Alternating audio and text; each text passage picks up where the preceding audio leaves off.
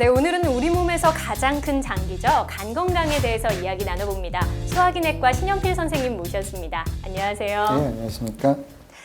네, 우리 항상 간에 대해서 이야기할 때는 뭐 눈의 색깔을 보면 안다, 얼굴빛을 보면 안다라고 이야기 많이 하잖아요. 노란빛이 돌면 실제로 간 건강이 안 좋은 건가요? 노란색이 빛을 띠는 경우가 꼭 황달은 아닐 수 있고요. 하지만 황달이 생긴 경우, 눈의 흰자위가 노랗게 변하고 몸도 노란빛을 띠고 심지어는 소변 색깔도 아주 진하게 나오는 경우, 그런 황달이 생긴 경우라면은 간 질환을 첫 번째로 의심해야 되는 건 맞습니다. 간염의 경우에도 그런 황달이 나타날 수도 있고요. 네. 혹은 간염이 아니라 담석이나 종양이 있는 경우에도 황달이 발생했기 때문에 황달 여부를 본인이 판단하기 매우 어렵기 때문에 황달이 의심된다, 주변에서 노랗다는 말을 들으면 병원에서 체크해보는 것이 꼭 필요합니다. 이 간 이야기하면 빠지지 않는 것이 술이잖아요. 특히나 요즘 주량이 줄었어 이러면서 간이 안 좋은 것 같아 이야기를 하는데 실제로 간이 안 좋아지면 주량이 주나요? 간은 회복하는 시간을 주면 대부분의 음주량은 다시 회복이 됩니다. 네. 문제는 상당한 기간 금주해도 주량이 다시 회복하지 않는다라고 보면 진행된 간 질환이 있는지 그때는 꼭 검사해 보시는 게 좋습니다. 그리고 또 술 하면 떠오르는 것이 지방간인데요. 이 지방간은 정말 술 때문에 생기는 건가요? 지방간이 생기는 원인이 이제 알코올성과 비알코올성이 있죠. 근데 이제 우리가 술을 많이 마신다, 저 사람은 그래도 뭐 매일까지는 아니더라도 거의 매일 한 병 가까운 음주를 한다라고 생각하시면 그분은 거의 다 지방간이 있다고 봐야 되겠고요. 네. 하지만 비알코올성 지방간 같은 경우는 음주를 하지 않는 사람한테도, 심지어 한 잔도 안 하는 사람한테도 과도한 영양 섭취가 되는 경우, 체질적인 체격이 너무 비대한다거나 그런 경우에는 동반이 될 수 있습니다. 이 지방간도 좀 걱정을 해야 하는 건가요? 지방간 자체는 대부분 돌아올 수 있는 부분이기 때문에 크게 우려가 되지 않을 수 있지만 알코올성 지방간의 음주 습관을 가지고 있는 분들이 중단을 하지 않는 경우가 많고요. 그 경우에는 일부이긴 하지만 간경화나 간암으로까지 발생을 할 수 있기 때문에 지속적인 음주가 젊어서 단기간에 끝나지 않고 지속된다면 매우 우려스러운 결과를 낳을 수도 있습니다. 마지막으로 간을 건강하게 유지하기 위해서 어떻게 관리를 해야 할까요? 간을 튼튼하게 지키기 위해서는 알코올성 간 질환의 경우에는 알코올성 지방간이 발생하거나 아니면 알코올성 지방간 단계에서 금주를 하셔서 회복을 시킬 수가 있겠고요. 비알코올성 지방간의 경우에도 예전에 문제가 없다 그렇게 생각했지만은 지방 간염으로 진행할 수 있기 때문에 정기적인 체크가 필요하겠습니다. 마지막으로는 줄어들고는 있지만 바이러스성 간염이 역시 만성 간 질환의 중요한 인자가 되기 때문에 비형 간염에 대한 백신, 그리고 점막을 통한 감염이 될 수도 있기 때문에 위생에 주의하시는 것이 우리 간을 건강하게 하는 중요한 포인트가 되겠습니다. 네, 이 침묵의 장기인 만큼 미리미리 챙겨주는 수밖에 없는 것 같습니다. 예방접종과 절주로 간 건강 챙기시기 바랍니다. 지긋지긋한 허리 통증의 원인 척추관 협착증. 꼬부랑해진 내 허리, 단순한 노화 때문이 아니라 협착증 때문이라는데 모르고 병 키워 점점 증가하는 척추관 협착증 환자의 수 4년 사이 2배 가까이 늘었다. 옛말에 허리 수술은 하는 게 아니라던데 치료를 위해선 꼭 수술해야 할까? 허리와 등에 많은 도움이 된 것 같아요. 수술 없이 척추 건강을 회복하는 방법 따로 있다. 우리 몸의 기둥 척추 건강을 지키는 친절하고 똑똑한 건강 백서 지금 시작합니다. 안녕하세요. 아나운서 전주리입니다. 오늘은 허리에 관한 이야기 나눠볼까 합니다. 어르신들 가운데서 허리 통증 달고 사시는 분들 참 많은데요. 그래서 오늘은 척추관 협착증에 대해서 자세히 알아봅니다. 도움 말씀 주실 두 분 선생님 모셨습니다. 경희대학교 한방병원 척추관절센터 이재동 선생님 어서 오세요. 네, 안녕하세요. 네, 101세 프로포즈 주치의시죠. 정형외과 전문의 이수찬 선생님 오셨습니다. 어서 오세요. 안녕하세요. 네, 정말 이 어르신들 가운데서 허리 통증 호소하시는 분들이 많더라고요. 그런데 50대 허리 환자 가운데 절반 이상이 척추관 협착증을 앓고 있다고요? 제가 전주리 아나운서님께 질문 하나 할게요. 척추 관절 환자 중에 병원을 방문하는 게 가장 많이 방문하는 게 허리, 무릎, 어깨, 발목 어느 환자가 제일 많이 방문할 것 같아요? 허리 아닌가요? 오늘 주제가 관한 허리니까 이야기니까. 그렇게 말씀하시는 거죠? 네. 예, 맞습니다. 그래서 건강보험심사평가원에 조사를 해보니까 2008년에 64만 명이 내원 환자가 있다 그러면 2012년도는 무려 114만 명, 거의 2배에 가깝게 그렇게 늘어났습니다. 만약 올해 조사를 하면 거의 200만 명 정도 될지 모르겠습니다. 그런데 여성이 남성에 비해서 거의 65%, 한 3분의 1을 차지하고 남성은 한 35%인데 이게 여성이 오래 살면서 또 허리 근육이 약하고 또 여성 호르몬의 영향도 있는 거 아닌가 그렇게 판단하고 있습니다. 정말 허리 아픔을 호소하시는 분들이 많네요. 저도 좀 허리 곧게 펴고 살아야 될 것 같은데요. 척추관 협착증이라는 게 좀 다소 생소할 수는 있을 것 같아요. 뭐 척추관이 좁아지는 그런 병인가요? 예, 디스크라는 병은 많이 들어보셨죠? 근데 척추관 협착증이 상대적으로 점점점 많아지는데 척추관 협착증은 허리 척추 관절 자체가 오래 쓰면 자꾸 흔들리게 됩니다. 그래서 그렇게 되면 뼈가 막 자라게 되고 척추 뒤쪽에 있는 근육, 인대 이런 게 나이가 들어가면서 점점 부풀어 오르면서 그게 딱딱해지면서 신경을 압박하는 그런 거를 척추관 협착증이라 그러는데 역시 디스크하고 마찬가지로 허리도 아프면서 엉덩이, 다리까지 통증을 느끼게 됩니다. 우리 한방에서는요, 쉽게 말해 우리 몸의 이 기둥에 어떤 위에서 눌리는 그런 중력과 그다음에 밑에서 받치는 이 하체 지지력이랄까요? 이런 중력과 지지력의 어떤 역학적인 불균형에서 온다고 보는데요. 이제 우리가 나이가 들면 이제 나이살이라는 게 찌잖아요. 네. 그래서 자꾸 체중이 늘어나고 그다음에 이제 50대가 넘어서면 이제 사실은 1년에 한 1% 정도씩 근육이 자꾸 빠지게 돼요. 이제 그러다 보면 이 허리를 몸에 받치고 있는 이 허리가 약해질 수밖에 없거든요. 그래서 우리 모형을 잠시 보시면 네. 이 허리를 싸고 있는 근육이 약해지면 사실은 이 체중의 중력은 이 척추의 뼈 사이에 있는 이 물렁뼈에 영향을 받는단 말이에요. 네. 그래서 여기 압박을 받게 되면 이 물렁뼈는 우리가 어떻게 보면 이 소나무 송진 빠지듯이 뒤로 이렇게 빠져나오게 돼요. 자꾸 진이 빠져나옵니다. 네. 압박이 되니까. 그러면 이 뒤쪽에 이 신경이 지나가는 이 척추관이 좁아질 수밖에 없고 또 신경을 압박하면서 통증을 나타낼 수밖에 없죠. 그렇군요. 그러니까 중력을 이기지 못하게 되는 거군요. 점점 그렇죠. 쉽게 얘기하면 허리가 약해지기 때문에 네. 예, 중력과 어떤 이 근력이 떨어지면서 밑에서 받쳐주는 지지력은 약해지고 어떤 그런 역학적인 불균형에서 이제 오게 된다고 봅니다. 네. 예. 네, 많은 분들이 디스크랑 척추관 협착증이 과연 어떤 차이가 있을까 좀 궁금하실 것 같아요. 디스크하고 척추관 협착증을 잘 구별해야 되는데 네. 디스크와 척추 협착증을 제가 모형을 가지고 설명을 드리면요. 이 오른쪽에 있는 부분이 정상 척추와 정상 척추 신경을 보이고 있습니다. 이게 척추관 안에서 신경이 잘 움직이고 있는데 이 디스크는 뼈 사이에 있는 물렁뼈 디스크가 외상이나 이런 걸 통해서 뒤에 있는 척추 신경을 눌리게 될 때 이걸 디스크 병이라고 하게 되겠습니다.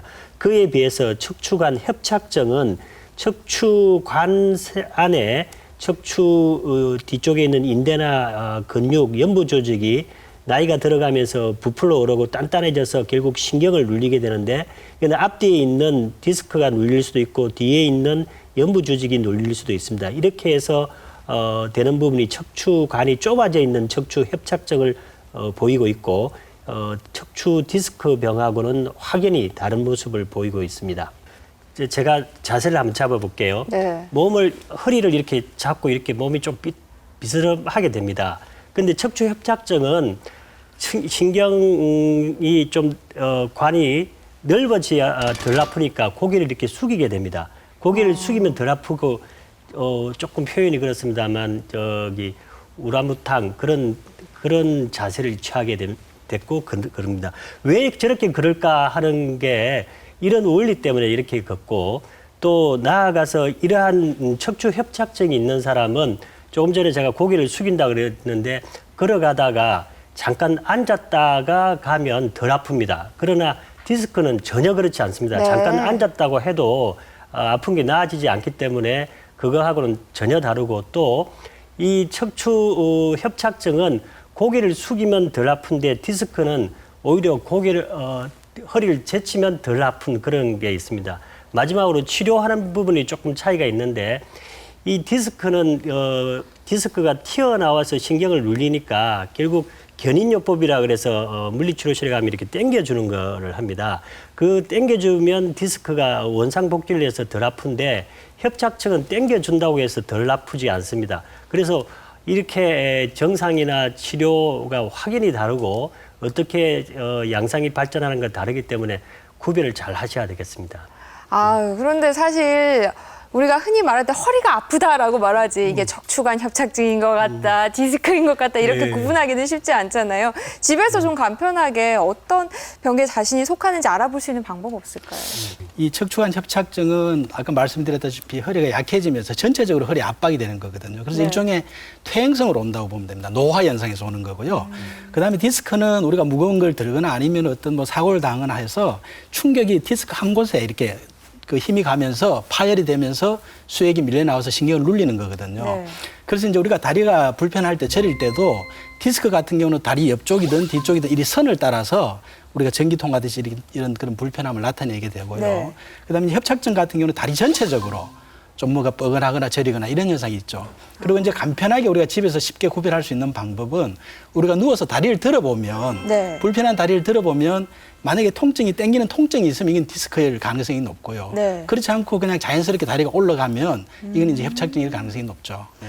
뭐 말씀 들어보니까 척추관 협착증, 디스크 뭐 집에서도 조금 해보면 증상이 다르다는 걸 알 수는 있겠지만 그래도 정확한 진단을 위해서는 아무래도 MRI를 해야 되잖아요. 근데 많은 분들이 비용 때문에 좀 망설이실 수밖에 없을 것 같아요. 척추관 협착증이 혹시 엑스레이를 통해서도 알 수 있을까요? 그렇게 엑스레이를 찍어서 알 수 있으면 얼마나 좋겠습니까? 네.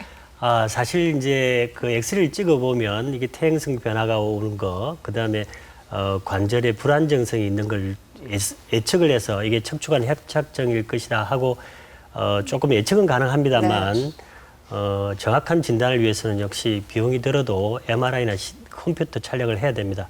좀 안타깝습니다. 지금 현재는. 네. 네, 기술이 좀 더 발전되면 또 모르겠죠. 앞으로 예. 한번 기다려보도록 하겠고요.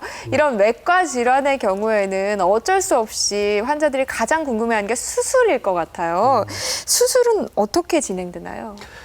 수술을 해야 되는 경우가 좀 정해져 있습니다. 네. 제가 세 가지를 요약해 드릴 수 있겠는데 첫 번째는 척추 협착증의 초기나 중기에는 일단 약물요법이나 물리치료를 하겠죠.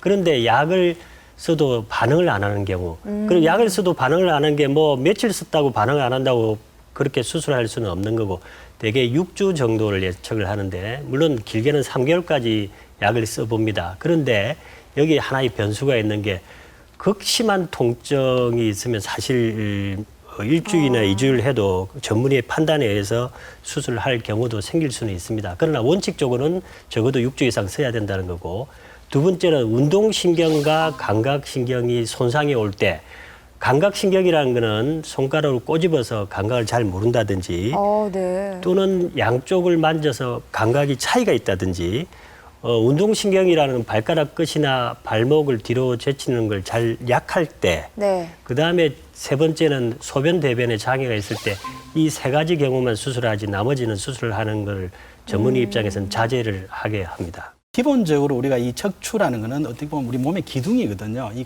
기둥은 사실 건물의 어떤 우리 콘크리트 기둥하고 비교해 볼 수가 있는데 우리 콘크리트 기둥을 보면 안에 철근이 있고 이렇게 시멘트가 보강을 하고 있습니다. 네. 마찬가지로 우리 뼈도 우리 저 척추도 안에 뼈가 있고 이 근육과 인대가 사실은 보강을 하고 있거든요.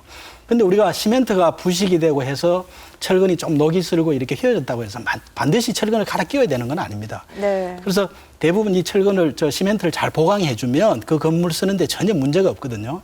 그래서 사실은 이 척추관 협착증 같은 경우에도 아까 말씀드렸던 그런 특별한 경우 이외에는 대부분 한 3개월 이상 이 허리 근육이나 인대를 강화해서 우리가 시멘트 보강하듯이 그렇게 강화를 해주면 거의 대부분 문제없이 치료가 된다고 말씀드릴 수 있겠습니다. 네. 네.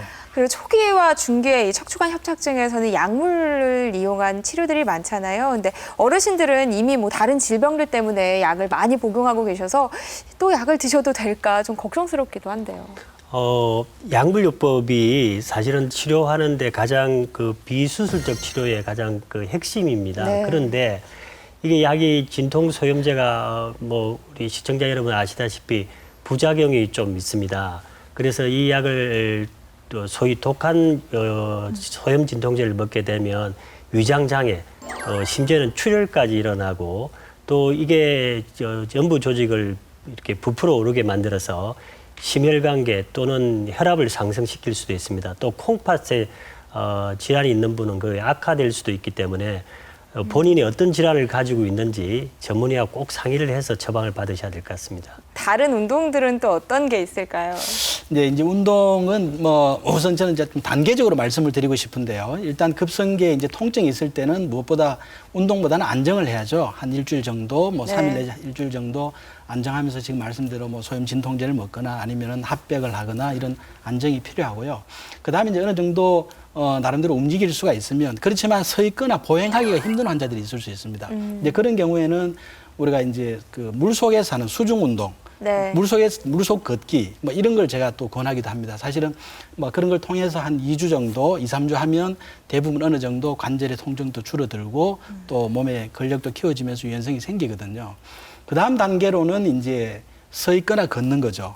예. 네. 근데 서 있을 때도 우리가 뭐 전철을 기다리든 아니면 어떤 일을 하든 서 있을 때 그냥 서 있지 말고 사실 뒤꿈치를 들었다 내렸다 하는 이 하체 운동이 굉장히 좋은 운동이거든요. 네. 단순하면서도. 그래서 뭐 10회가 되든 20회가 되든 그런 식으로 항상 틈틈이 네. 예, 그 하체 근력 강화를 위해서 그런 게 필요하고요.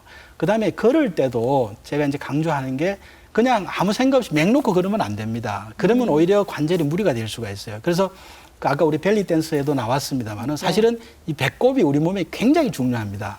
그래서 약간 배꼽을 뒤로 당기는 느낌. 예. 배를 약간 당기면 이 하체에도 힘이 들어가면서 엉덩이에 힘이 들어가요.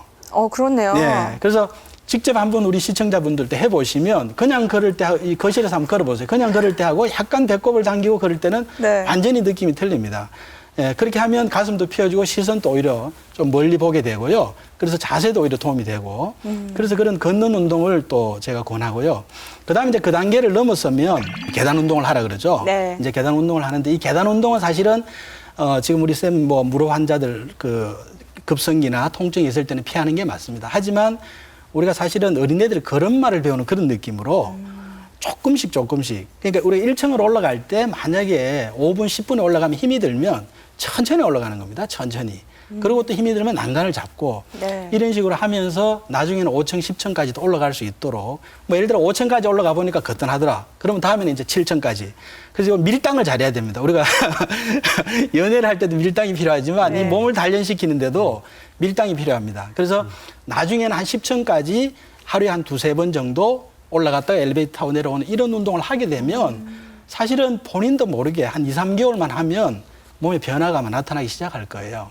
예. 이제 그런 걸 꼭 제가 권하고 싶고요. 그 다음에 이제 아마 연세 드신 분들은 좀 힘들 텐데 스쿼트라는 운동이 있습니다. 우리가 팔을 펴고 다리 엉덩이를 뒤로 빼고 앉았다 네. 일어났다 하는 근데 아주 고강도 운동인데요. 이제 제가 요즘 하는데요. 너무 어려워요. 그렇죠. 힘들어요. 예, 이제 그렇게 단계적으로 제가 네. 운동을 권하고 있죠. 예. 오늘 도움이 되는 운동에 대해서 알아봤는데요. 생활에서 좀 피해야 될 동작이나 운동도 또 따로 있을 것 같아요. 그렇죠. 우리 이제 연세 드신 분들 취미 생활로 뭐 이 거실에 이 화분을 키우기도 하고 또 뭐 집 앞에 텃밭을 하기도 하는데 네. 이렇게 해서 우리 호미질을 한다든지 또 화분에 화초를 닦는다고 2-3시간씩 아무 생각 없이 이렇게 구부려 있다 보면 척추를 싸고 있는 이 근육이 압박이 됩니다. 그러면서 혈액 공급이 떨어지게 되고 근육이 약화되기 때문에 네. 사실 쪼그려 앉는 자세를 좀 피하는 게 좋고요. 특히 이제 요즘 또 젊은 부부들이 대부분 또 일을 다 가지고 있지 않습니까? 네. 그러다 보니까 또 이 손자, 손녀들, 황혼 또 육아까지 하셔야 되는데 그러다 보면 손녀 귀엽다고 안고 또 안아주고 또 뭐 이렇게 나름대로 이렇게 하다 보면 상당히 척추에 무리가 갈 수가 있죠. 이제 그래서 나름대로 취미생활 하시면서도 중간중간에 한 번씩 일어나서 기지개도 좀 켜주시고 예, 그리고 아까 말씀드렸던 일어나서 발꿈치도 한번 들었다 내렸다가 한번 해주시고 이렇게 하면서 또 허리에 무리가 없도록 관리가 필요할 것 같습니다. 예. 계속 앉아 있으면 척추관의 압력이 높아지는 네. 그런 부분도 있고 또 왜 그런가요? 척추관이 그 좁아지는 압력이 점점점 가해지게 됩니다. 그래서 척추를 보호하려면 쪼그려 앉는 건 하지 말라는 건데 특히 관절염 있는 사람은 더더욱 무릎의 압력이 우리나라 사람이 관절염이 많이 생기는 이유가 무릎의 압력이 높아지는 쪼그려 앉는 자세 좌식 문화를 계속 한다는 거죠. 그래서 무릎 압력이 7배 많아지는 그런 거니까 쪼그려 앉는 거는 무릎 관절염에도 안 좋고 허리에도 안 좋은데 그런데 이걸 많이 하시니까 이게 문제예요. 특히 시골에 계신 분들은 이렇게 하지 않으면 네. 농사 못 짓는다 이런 말씀을 많이 맞아요. 하세요. 저희 할머니도 허리 안 좋으신데도 항상 쪼그려서 고구마 캐시고 감자 캐시고 뭐 밭일 하려면 어쩔 수 없잖아요. 다 수그려서 네, 해야 되니까. 하지 마라 그래도 그거는 뭐 이야기가 안 돼요. 그거는 안 하면 내가 안 된다고 말씀하시니까요. 그러게요. 예. 네, 오늘 척추관 협착증에 대해서 알아보고 있습니다. 막상 궁금한 것들이 참 많아도 왠지 진료실 문만 열면 다 잊어버리게 되고 이런 것도 물어봐도 되나 싶어서 이 말 꺼내기가 참 어려우셨죠. 그래서 준비했습니다. 친절한 진료실. 여러분들의 궁금증 살펴보겠습니다. 디스크와 척추관 협착증이 동시에 생길 수 있나요? 척추 협착증 수술을 했을 경우 재발할 수 있나요? 재발할 경우에 재수술을 하면 위험성이 없나요? 척추나 무릎이 시큰거릴 때 뜨거운 찜질을 하면 시원한 느낌이 나던데 사우나나 뜨거운 찜질이 효과가 있을까요? 그리고 척추가 안 좋은데 돌침대를 사용해도 되나요? 네, 첫 번째 질문인데요. 이건 정말 고통스러운 상황이네요. 디스크와 척추관 협착증이 동시에 올 수 있나요? 척추관 협착증하고 디스크가 동시에 올 수 있습니다. 네. 그런데 이럴 경우에 어떻게 치료하느냐면 더 아픈 게 척추관 협착증이 메인이고 디스크가 두 번째로 아픈 그런 왜냐하면 디스크하고 척추관 협착하고 제가 메커니즘이나 모든 게 다르다고 말씀드렸는데 먼저 제일 괴롭히는 건 먼저 치료하고 그다음 상태를 보고 두 번째 아픈 걸 치료하게 됩니다. 그렇군요. 그리고 척추관 협착증 재발하는 경우도 있나 봐요. 또 재발하는 경우가 있냐고 여쭤보신 분이 계시고요. 재발할 경우엔 또 재수술이 가능하냐고 여쭤보셨어요. 이게 참 곤욕스러운 부분이죠. 네. 만약에 이렇게 수술을 했는데 재발되면 어떻게 하나. 네. 그게 또 걱정인데 사실 원론적인 말씀을 드리면 협착증은 다 끌어내고 수술하게 되면 없어지는 겁니다. 그래서 재발한다는 게 그렇게 원론적인 입장에서는 그렇게 생기지 않는다. 흔한 일은 아니군요. 굉장히 드문 일이다. 그럼에도 불구하고 만약에 재발이 되면 이제 수술 기술과 기구가 많이 발전해서 이제 그렇게 과거처럼 어려운 건 아니지만 그러나 1차 수술보다 위험성이나 어려움은 조금 더한 거는 분명히 그렇습니다. 네. 세 번째 질문은 저도 참 답이 궁금한데요. 무릎이나 척추가 좋지 않을 때 이 사우나나 온찜질이 효과가 있는지 궁금해하셨어요. 네, 당연히 우리 연세 드신 분들 이렇게 지지는 거 좋아하잖아요. 뜨거운데요. 그래서 우리가 핫백을 하거나 찜질을 하게 되면 그 부위의 혈액순환이 좋아집니다. 그러면서 오히려 통증도 완화되고 오히려 근육도 유연해지고요. 상당히 좋은 방법이고. 하지만 우리가 뭐 예를 들어 등산을 갔다 왔다든지 아니면 조금 과하게 쓰시면서 무릎이든 허리든 좀 열이 나면서 욱신거리면서 아플 경우 있잖아요. 네. 그런 경우는 이제 염증이 활성화되어 있는 경우이기 때문에 그런 경우는 이제 뜨거운 것보다는 찬 걸로 냉찜질을 뭐 한 24시간 정도든지 해주는 게 그렇게 하는 게 좋겠습니다. 그러니까 아픈 부위가 좀 뜨거운지 아닌지를 일단 살펴보고. 그렇죠. 전날 좀 무리하게 네. 과하게 쓰셔가지고 무릎이 뭐 좀 부었다든지 네. 아니면 뭐 허리가 지금 좀 극심하게 아프다든지 이런 경우는 좀 냉찜질이 좋겠고 평상시에는 뭐 따뜻한 찜질이 도움이 되겠습니다. 네, 그리고 어르신들 가운데서 돌침대 쓰시는 분들이 많잖아요. 저희 또 할머니 두 분도 돌침대를 사용하고 계신데요. 이 돌침대가 척추관 협착증에는 좋을까요? 아니면 따뜻해서 괜찮을까요?